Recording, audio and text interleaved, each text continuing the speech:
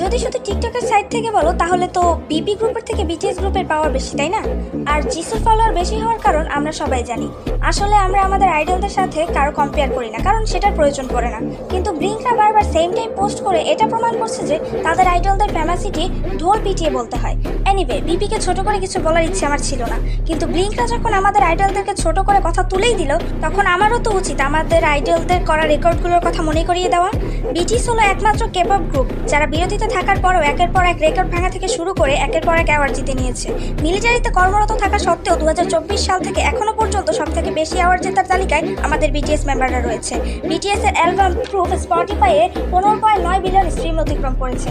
Jimin আনুষ্ঠানিকভাবে billboard hot 100 চার্টের সবচেয়ে বড় দুইটি রেকর্ডের মালিক। জাঙ্কুকের 3D স্পটিফাইয়ে 820 মিলিয়ন স্ট্রিম অতিক্রম করেছে।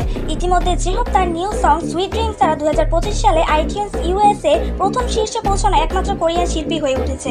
জিমিন হলো প্রথম এবং একমাত্র কে সোলোইস্ট যে স্পটিফাইয়ের ডেইলি ইউএস শীর্ষ শিল্পী চার্টে 250 দিন কাটিয়েছে। আমাদের ভি একক শিল্পী হিসেবে এখন পর্যন্ত 109টি শারীরিক পুরস্কার পেয়েছেন। অন্যান্য শারীরিক পুরস্কারগুলি গণনা করা হয় না, কারণ হাইপ সেগুলি দাবি করেনি। গুগলে মেইল পপ সিঙ্গার বা আর্টিস্ট সার্চ দিলে আমাদের জিমিনকে দেখা যায়। জাঙ্কুকের ব্র্যান্ড বিভিন্ন দেশে আনুষ্ঠানিকভাবে নিবন্ধিত হয়েছে। বিটিএস এর বাটার সং রিলিজ হওয়ার 24 ঘন্টার মধ্যে ইউটিউবে 108.2 মিলিয়ন ভিউজ ছাড়িয়েছে। এছাড়া most global K-pop artist, most award win K-pop artist সহ আরও অনেক পপুলার অ্যাওয়ার্ড জিতে নিয়েছে। বিটিএস এর নেটওয়ার্থ 3.6 বিলিয়ন আর বিপিএন নেটওয়ার্থ 85 মিলিয়ন। কই বিলিয়ন আর কই মিলিয়ন, থাক সেদিকে নাই গেলাম। বিটিএসই একমাত্র কেপপ গ্রুপ যারা গ্র্যামি অ্যাওয়ার্ড শোতে নমিনেট হয়ে পারফর্ম করেছে, যা কেপপ ইন্ডাস্ট্রির কোনো কেপপ গ্রুপ আজ পর্যন্ত করতে পারে নাই। এছাড়াও আরও অনেক রেকর্ড আছে যা বলা শুরু করলে 3-4 ঘন্টাও আমার ভিডিও শেষ হবে না, তাই সেগুলো নাই বললাম।